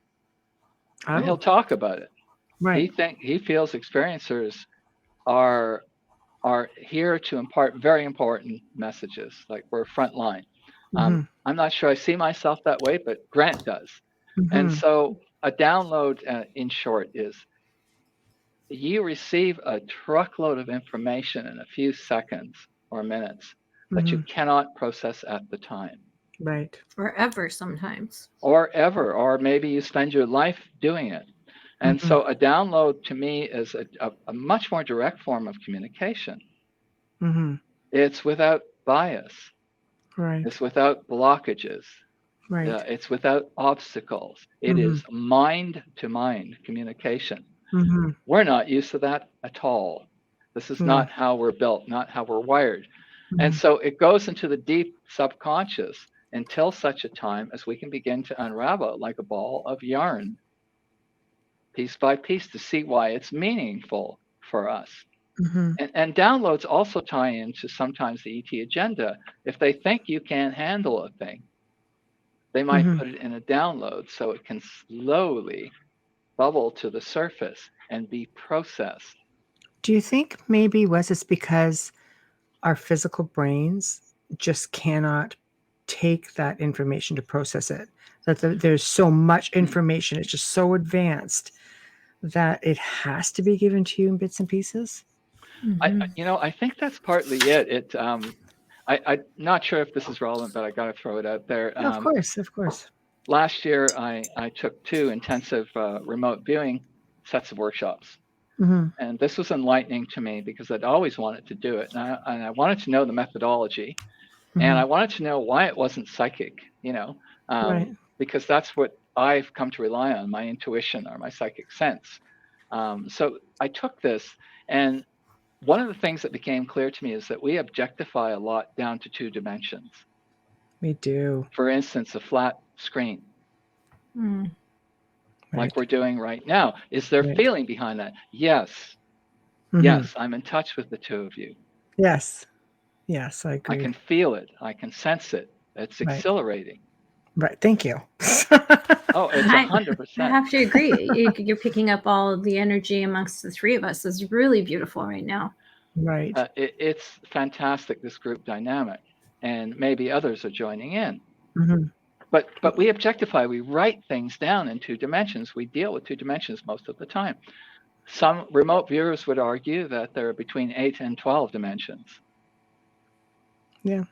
So the information you're talking about, Michelle, is beyond our capability to process until we can objectify it. It's from 8 dimensions at least to 4, which includes our time, to 2 dimensions when you sketch this stuff. Right. And if that's how we have to get in touch with it, so be it. But it's far too complex for us at first. It comes from the causal world or the causal worlds. And it's beyond our conscious grasp at first. So the download sits in there. This happened to me a couple of years ago. I was working on a little piece of magic, a magical ceremony I wanted to create. And it just dogged me for months on end. I just could not put the pieces together. Right. And I'm lying there one night in bed, and I jump out of bed. It's there. The information's coming in. Yeah. Oh yeah, I did my happy dance, and I wasn't sleeping anyway, was I? So I know that feeling. Yeah. So I got back out of bed over a 2-hour period about 8 times to write down 10 pages of notes that was not available to me consciously until then. That was a classic download as far as I was concerned. Right. I don't know if that does it justice. Downloads, the idea? I think it does, but hold it's like when we used to be dial-up internet. Oh my gosh, I was there. Download, like, honestly. That's what a download is like. We have to do a sponsor ID. We're here. Yeah, right. We're here. You are listening to The Outer Realm with Michelle DeRoche and myself, Amelia Pisano, and our amazing guest tonight is our own Canadian from Toronto, Canada, Wes Roberts. We are loving him. What a great night. We are airing live on 105.3 FM radio in New Orleans right now. So if you're in New Orleans listening to us, we're just saying, hey, we love you guys. And we are streaming on UFO Paranormal, International Public Radio, and several other pages that Joe insists on having and we can never remember. Our intro and outro is courtesy of award-winning composer, and that is his voice on there as well. The amazing Dr. Snick, the Sonic Surgeon. You can find him on Amazon, Bandcamp, and several streaming formats. I don't think there are any platforms he's not on. As well as for social media, you can find Justin Snicker on Facebook and Instagram. He may be down as Dr. Snick. Our show from the very beginning to tonight, and we hope forevermore, the good people at Folgers Coffee, thank you so much for sponsoring us and being the reason why we can be here for you tonight. Thank you. And thank you to all of our audience who's tuned in. If you're just tuning in, give it about 25 minutes to a half hour and come back and catch it from the beginning. You don't want to miss anything. We're archived on all of our platforms. and right after the show. So you can listen to that at your convenience. If you want to watch this, then you're going to have to wait for the YouTube download. But we're up really fast on SoundCloud. I think actually the live show just goes into automatic, so you can go in and catch it on the live stream still. Yes. Yeah. So thank you, Amelia. Oh, no problem. And if you're on YouTube right now, give us a like and subscribe. And don't forget about the membership. That's right. So can these downloads come in form of images, or because I'll get them in words, and then sometimes I'll just get them like a vision, and I wake up and it's just like stamped in my head, and I have to go and write it all down right away. Messages will come to me that way also from some of these beings. So I'd harken back to remote viewing again, because it taught me a lot. I was very grateful to be able to take these programs. They would tell you, and a lot of others would tell you, what are your modalities? What are your strongest modalities? Mine is sound. Aside from sensing, if that's a modality, my intuition, is that a modality? I've asked myself. And I think it is. But aside from that, mine is sound. I get words. I get parts of words. And then I'll get some images. The great news is you can work on your modalities that aren't in the forefront. Yes. And I think we should, actually. I should work more on sight. I should work more on touch. And even touch, you can break it down into 6 different things. Like, what does the wind feel like when it blows through my hair? You know, it makes a big difference in reading. But your thing with sight is not that you don't see. This is a medium blah, blah, blah, blurb right now. It's because you don't trust it. That's probably it. I know a lot of people that get sight first, and then some get taste. Some get smell, and smell is the most awesome thing that you've probably talked about on your show. You know, your grandfather that used to wear a certain cologne kind of deal. Those moments are great. Referencing the subway system in New York City is another story. Just going to say, sorry, New York. I love the city, but every corner I almost died waiting for the light to change. Oh gosh, I haven't been on it, so I cannot say. Justin says, my downloads are visual and emotional. Different. Emotional. Wow. And Sherry calls them, I call it infused knowledge. Well said. Well, the emotional part, and you might find this story a bit funny, because this twin, someone I call my twin in my life, I thought, you don't understand me. You know, like, sassing. Sass twin. Comment too. You're not getting me. You know, I have emotions. You know, and so Leslie and I got to a point in the sessions where we'd uncovered an awful lot, and we want to try real-time channeling. You know, contact, real-time contact. So we approached quite a few sessions that way. And one of them, once we were in touch with her, and we were in touch with her many times, and her race. In one of them, I said, "You're cold and unemotional," or something like that. Ooh, that was bad idea. I would think that's So she so overwhelmed me with emotion during those moments, right after I said it. I thought I was going to pass out. Wow, really?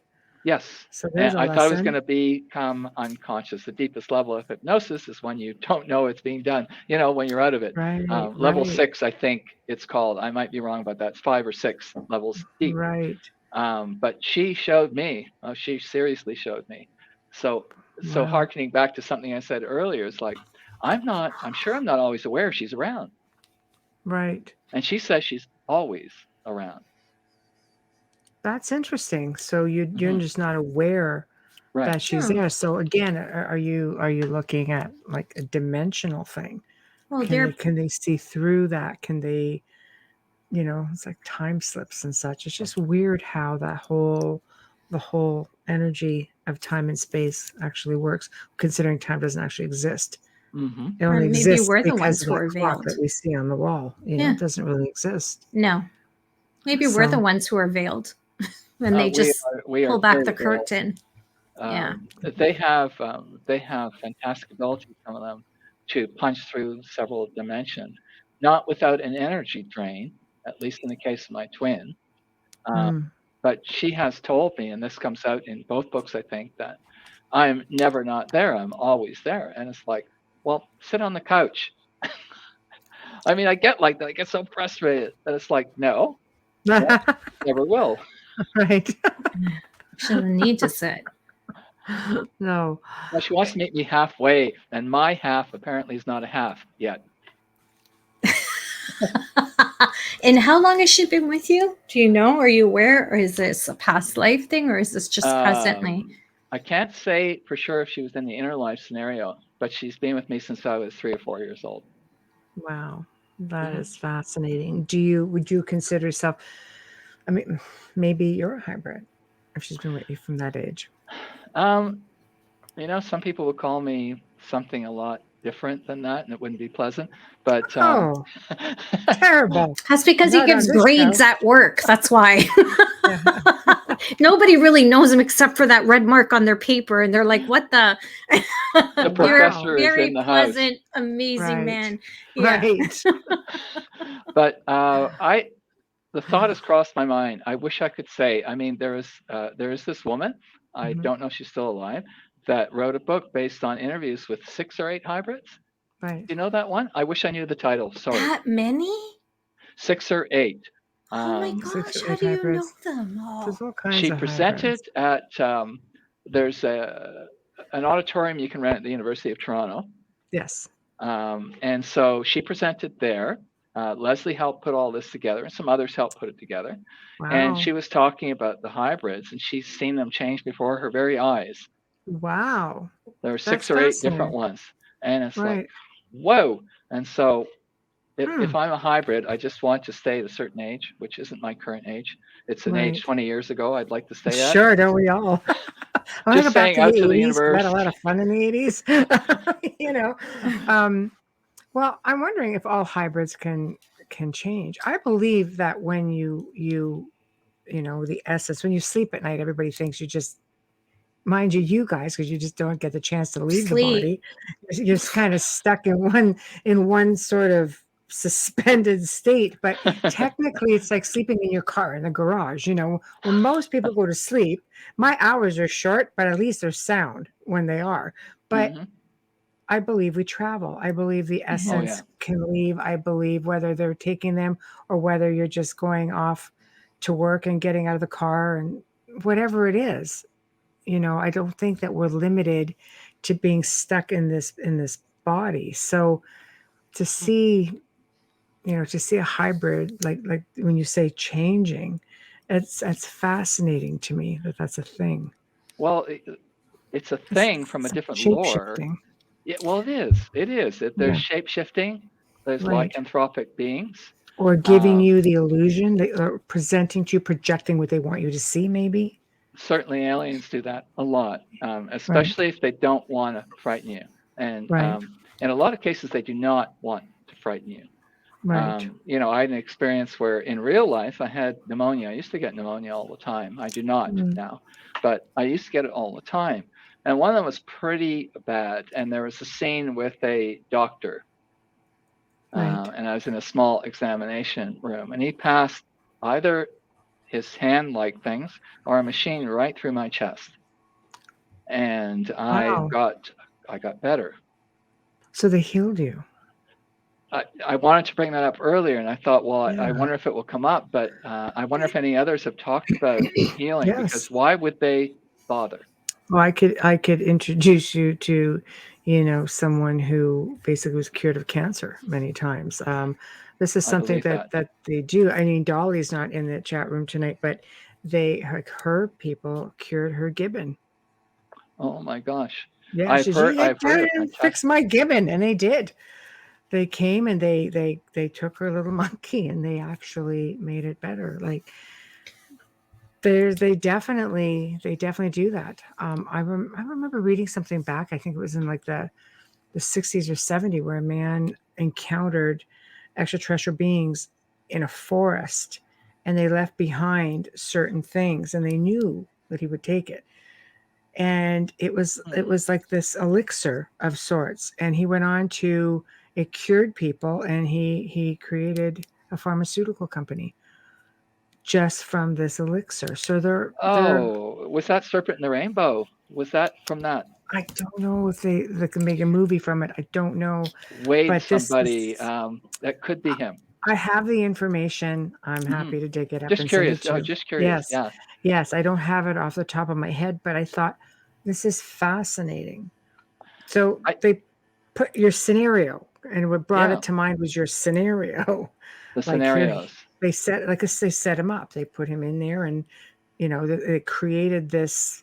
He found them, and they specifically left this cup with this stuff in it, this elixir, as they called it.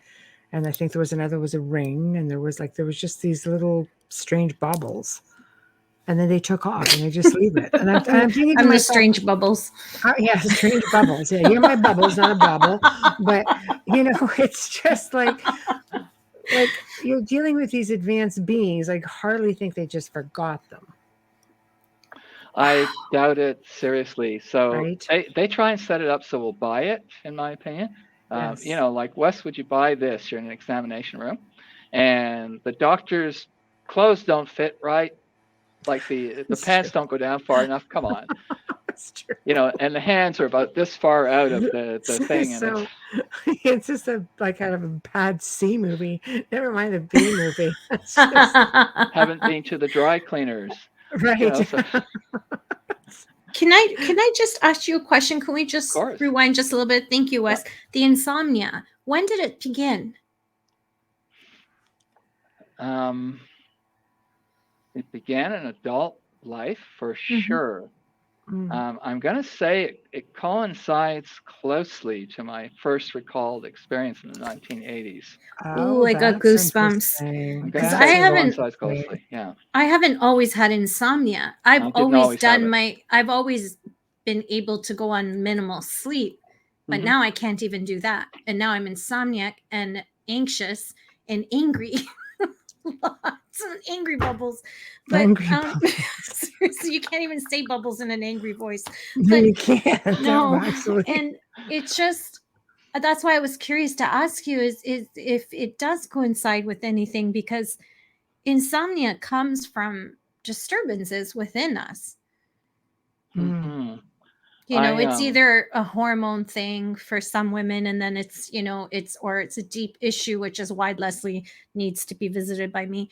And, I need to work with her. I really do.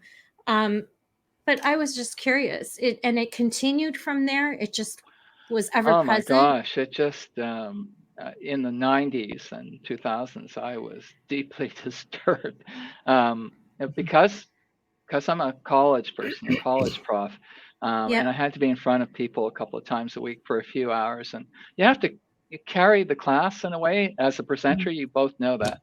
Yeah. You carry things along, especially if the people aren't helping. So you carry the class. And so I had to perform. That's my job, is performing in a class. And I was starting to get real frustrated. And I was starting to say to a couple of friends that would listen, I don't have any choice in this. I can't say, let's have a fascinating experience tonight. Here's what I want to do. I don't get to do that. Right. They put me in experiences, and then they observed me. And I was just pounding on the steering wheel sort of thing. And I thought, whoa, this is starting to affect my day-to-day life. Yes. And the insomnia was because some of the experiences, which also caused the insomnia, that vicious cycle kind of thing. So, I live with a partner that can just 1 minute after putting her head down. Oh, doesn't it drive you insane? I mean, Anna's, I love you. I don't know you, Anna's, I love you, but I'm really jealous that you can just put your head down and go to sleep. My husband is the same way. My husband does that too. It's just close your eyes, you'll fall asleep. No, it's not gonna happen. It goes away. I used to have terrible insomnia, and then one day it's almost like I could just sleep, but I don't sleep. And when did that happen, Michelle? Long. Was it when you accepted that they were in your life? I'm just curious, right? Yes. See? Yes. That's what I was trying to get at. It's for me, though, it's also, but the sleeps aren't really long. They're always interrupted. But when I do sleep, it's very sound. Maybe it's because I put out that condition. Sleep first. Let me sleep. I have accepted things, though. I have. And you're still suffering from it. Yeah, it's funny because I'm a person who's also spent his whole life involved with magic. So that's not just a fascination with me; it's a practice with me as well. Right. And I talk to people about, excuse me, at least 5 things that are required for a ceremony to be successful, and so on. And I must not be doing it right because I can't stop this. Oh no, that's terrible. No. That is just, it's so hard. I wondered about that so much because it didn't start till the last couple years with me. And I just attributed it to the pandemic and my dad passing away. I just thought, but I've always prided myself. I was always that person that could be out till 2:30 in the morning, get up at 5 o'clock and go to work. I was always that person. I don't know when it just went. Where I get the 4 hours sleep that's my maximum. And then once a week, I'm allowed. I feel like I've been given permission to sleep for 8 hours, but it's never, ever solid and hasn't been in a long time. But I do my best work after midnight. And I think sometimes Michelle reminded me of that yesterday with the case, but sometimes I think I'm being controlled that way, that, you can't because you've got to do this, this, and this, and it's the only time to do things at night is because you're not interrupted and you're not distracted by anything, not the phone, not someone else in your household, not I've got to, clean up the kitchen, or I've got to do this, or I've got to put that. That doesn't happen at night. You're relaxed, you're focused. I'm going to read Just in Case. I love that. Just in Case. Is that your real name, or are you playing on Just in Case? I need a coffee. Justin writes, maybe alien spirits cure lots of people from nasty diseases, but not all discover it, as they didn't yet know they were sick. Very interesting. Impossible. Yeah. Anything. It's very, very possible. I have to go back and ask myself, why? Not why me? Why am I involved in all this? I pretty much got that at this point. But why would they bother intervening in terms of physical health? When I had pneumonia so bad, wasn't a natural outcome death? I mean, they just weren't done with you. Maybe you needed to be in certain physical condition to do it, or maybe you're just so compliant that they're giving back. Yeah, I'm not saying they don't have that nature. I believe they do. I believe their emotionality is far beyond what I can conceive of, and I wanted to work this in somehow tonight, but no, do it. Just don't. You have time. Don't worry. Okay. Yeah. Go ahead. The only times I have felt like I've been home has been with them. Really? And that comes out in a couple of my books, and Anna, my partner, who's my publisher as well, she said, don't bold that word. Right. Don't bold that word in the book. I said, I want to, because it was so important to me. But there have been a handful of times that I've never felt such pure, unconditional love. Have never felt it like that. Wow. And so I equate that with what I call home, capital H, home. Right. And so I think they're I don't want to say grooming me, but they're saying to me, there's another way, there's another verse. So you know what? I would completely agree with that. It's how many people go through their lives with that sense of, it's almost like a sense of loss. Like you're just in the wrong place, wrong time, or maybe you've left somebody behind. People automatically attribute that to a spiritual, maybe past life thing. But maybe it's just we're on the dang wrong dimension or planet, or, we're having a human experience. And we're sent away to do it. Yes. Wayne's got a great comment. Okay, a question, sorry. Wayne Mellows asks, do you find that after doing an interview like this, that the alien interactions increase or decrease? To that, I would say one word which I can expand on: synchronicity. Yes. They increase. I'm vibrating at a different rate. I know it. I can feel it. Right. Yeah. Right. And so it's like, okay, I am not going to hit the sack after this interview. I am not. I'm going to work. It's not done yet.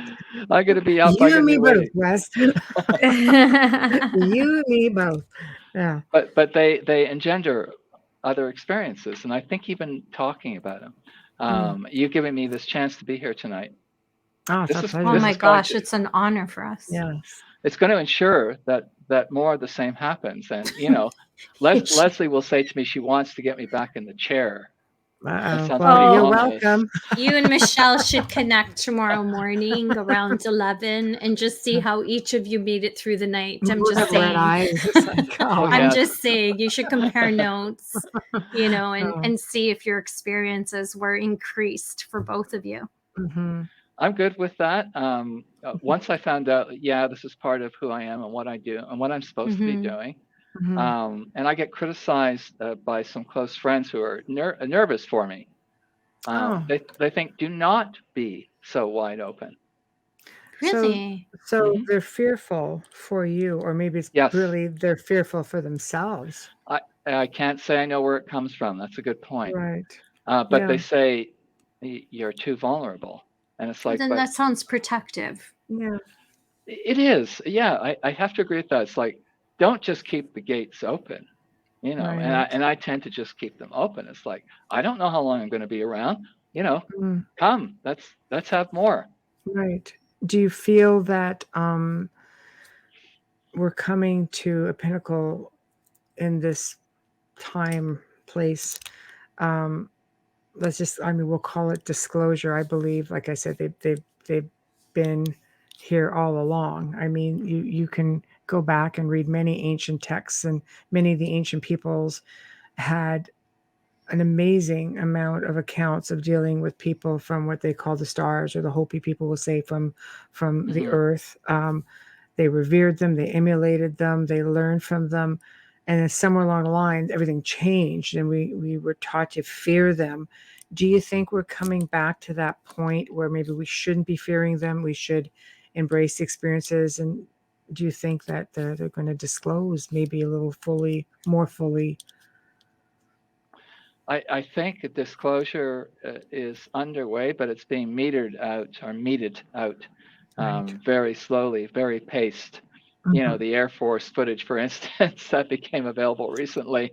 I wonder how much more of that they have. Or, from the space station. Oh, we forgot to edit that out. Yeah, right. Sure. I don't think they forgot to edit it out. Right. So I hope so. I am not living in fear. Right. That'd be the most important thing I could say, I think, tonight. I do not live in fear. I think that these are our brethren. These are brothers and sisters. These are family. Yes. Some believe these are us. In the future, yeah. Could be. I can't discount that. But definitely, they're not alien. What do they think when they look at us? Look at those aliens. I mean, do you think they think humans. Here, let us fix you up a little bit. Fluff up your clothes and show you, and give you some knowledge. I don't know. I think if you can get to a point where you're comfortable with it, I think it can be a really amazing experience. I keep trying to tell Amelia that. Ugh. I said, let it go. I have enough with all the dead people I see, and I don't know. I think there's a reason why I block it out. I'm not saying it does or does not happen. I just don't have a recollection of it. Pardon? Yeah, maybe it's just not your time. I think a lot of that too, like looping your memory or taking it from you. If I'm going to have a recollection, I believe that it'll be later and closer to maybe perhaps the end of my life here. I feel like I still have so much other work to do. But it doesn't. And that I may be I feel like I may be being guided by them on that now. I think it evolves you to be accepting of it. You evolve with it. I think awakening and consciousness is really big. Yeah, I've come a long way where I actually, I do have a strong belief in them and I don't deny it. And 10 years ago, you wouldn't have had a conversation with me about them. I wouldn't have said, no, I don't believe it. I would have just sat there and listened to you, but I never really had an opinion of it, But when you're in the paranormal, it's really hard not to be into ufology. Pretty much. I agree with you, Amelia. Well, that's what Michelle always says. The two cross. So they definitely cross. In fact, they blend. And I think you have, and I hate to do corporate speak here, you have transferable skills. That's what I would say to you. Yes. Thank you. Yes, absolutely. Absolutely. It's hard. It's hard because I put my heart into my thing. My most important thing for me is helping, is using them for assistance. Yes. So we need to do our calling, but our calling can expand in time. Yeah. Well, we evolve. And as you evolve, you grow. You're meant to try different things. You know, unlike Amelia, like when all this started happening, now I can recall memories of when I was smaller. You know, and I thought to myself, oh, you know, I had this attachment through my, you know, my adolescence, but maybe it was an extraterrestrial communication liaison. You become, you evolve, you really think hard about what things are. And if you're not sure, go out and figure it out. You know, in your case, Wes, you had Leslie and she helped you along your journey. She did. And, you know, it's just to speak to that just for a sec, not all experiences are done through regression, as we know. So we have conscious memories. I have a lot of conscious memories. Right. And I think, you know, Leslie just wants to get me back in the chair to get at the other stuff. Right, all that deep-seated. Let's get that stuff. Get the juicy stuff, darn it. Let's go. Right. So you decided that you would just put this all down in a book and let other people read all about it. I would love it if people could get through enough of their fear to tell somebody they trust the most. That could be a parent or a sister or a brother or a bestie. Just tell somebody that you trust the most, I'm having unusual experiences, because the number of people that have opened up to me when I've started to talk to them, they'd be like, I can't tell anybody else this story.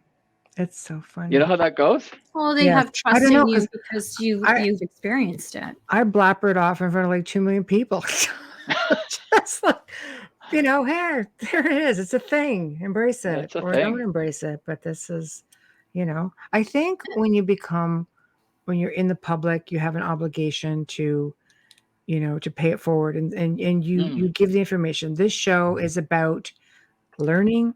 It's about, we educate ourselves. Just every time somebody comes on, we learn something new. And the biggest compliment we get is that they feel like it's just like this conversation sitting at a table across from one another and just bouncing ideas around. And everybody feeds off that energy and people retain it. And I think that when you're in the public and people look to you for any type of an answer, you just put it out there. Otherwise, you know, we do it with radio, you do it on paper, you put it in a book and your radio show. I don't want people to walk my way. I want them to walk their way. Exactly. Exactly. But your experience and putting it out there basically gives them the strength to do that for a lot of people. Like you say, they come to you. I hope they do. Oh, I'm sure they do. I'm sure they do. Otherwise, I don't think they would entrust their information to you. You know, so this is a part of the show where you promote yourself, everything you've got going on, your books, website or email, how people can contact you. You're welcome. So the 2 books, one is called Intersections, A True Story of Extraterrestrial Contact. That was co-written with Leslie Mitchell Clark. Very nice. And that was cool. She still thinks, and I still think, it hasn't been done like that before, where she was the hypnotherapist analyzing and commenting on what I say in the book. I thought that was pretty cool. Right. And the other I like that. Yeah, I love that. She'll break out and talk about, this is what I think is going on. Right. And it's like, cool. Some people found it dry, and it's like, okay, that's fine. I think it's very unusual. Okay. Yeah. Right. And the second book, I set out to categorize. It was, and it didn't turn out that way, but you know, what were the locations? What were some of the scenarios? What were some of the beings? What were some of the things I felt? Right. And that's called An Experiencer's Garden. Right. And the last third of it's got to do with the why me question. I really dig into the why me question. Why possibly me? Besides the inner life bit, why would it have been me? So both books are available on Amazon. Fantastic. And I'd certainly love to think we can get books out to folks. I have some here. If anybody's interested, they can send me a personal note. And how do they find you? Wes at wesgroberts.com. There we go. And if they want a signed copy of the second book, I'd be known to do that. There we go. Very nice. Very nice. Bonus points, always better to buy it from the author, just saying. I think so. Yes. Well, I'd love that. Yeah. That's what I have them here for. Yeah. Right. Leslie and I have something called Contact TV on YouTube. Nice. We're not at this in this way that the two of you are. We do shows when we line up guests. Like it just comes to us. We contact great guests, and we don't do shows regularly. But it's Contact TV on YouTube, and it's just wesgroberts.com. So perfect. Thank you. Okay. Perfect. Well, thank you so much for joining us. I really hope we can do this again sometime. Now, are you working on another book? Because I think you kind of touched on that a little bit. Certainly, my partner wants me to do another book, and a book more about magic than the alien connection directly. Very nice. Nice. We actually do touch on things like that. So yeah. We definitely have an open door here on the Outer Realm. Oh, thank you. You're very welcome. Like chaos magic or like magic? Ooh. Magic. Well, cool. We know folks that do chaos magic, but not the kind I do. It's not stage magic. It's the real deal. Right. Nice. I like it. I like it. Well, thank you very much for coming on the show, and I will email you and let you know what tonight's listeners were. Michelle and Amelia, thank you so much. This was, I led myself up to this like, I can't do it. No, okay. it's crazy. No, I told you it was going to be so laid back. Leslie should have told you. She probably left you hanging. She knew you were coming on. It's all right. It's not about, to me, it's about one person. Yes. It's about you. It's about Amelia. It's about me. It's about one person listening. That's who it's about. Exactly. Well, thank you for coming on. Thank you. And I will be in touch. I'm going to email you. Wonderful. I appreciate it. Have a good night and be safe in that crappy weather going on tomorrow. We're getting it. It's freezing rain right now. So. Yes. Oh, anyway, on that note. Have a good night, both of you. Thank you. Good night. All right. Good night. Thank you, Wes. Take care. Thank you so much. Thank you. Well, everyone, we have come to the end of another fantastic segment here on the Outer Realm. And for all of you who are active in chat, I thank you. And honestly, guys, you just make it that much more fun. So big thank you to Wes Roberts. Wow. Fantastic show. And thank you to Folgers Coffee for sponsoring tonight's show. Big thank you to Dr. Snick, also sponsoring tonight's show with his music and his voice. Again, little reminder, head on over to UFO Paranormal Radio on YouTube. Subscribe, become a member, get all the juicy content that's coming. But don't forget about little OS on the Outer Realm on Facebook. Give us a like. Always appreciated. And if you need to contact us directly, please go to the Outer Realm contact@gmail.com. The Outer Realm contact@gmail.com. It is the only way you're going to get any kind of a response. Tune in tomorrow night as we welcome for the first time Mr. Brad Olson. Also very excited about this show. He's the author of a popular esoteric series, Modern Esoteric, Future Esoteric, and Beyond Esoteric. And holy crap, it was good. So we booked him 2 months ago. So I actually had time to dabble in this, but it's just mind blowing. You guys are really going to dig it. So until then, I thank you all and have a wonderful evening. We will see you tomorrow.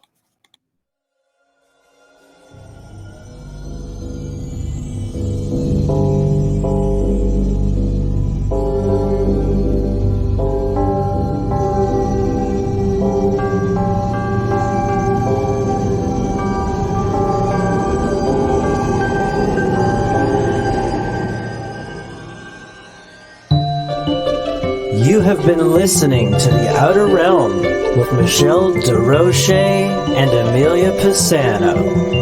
Airing live every Wednesday and Thursday evening, 9 to 11 p.m. Eastern, 8 to 10 p.m. Central, on the United Public Radio Network, 105.3 FM in New Orleans.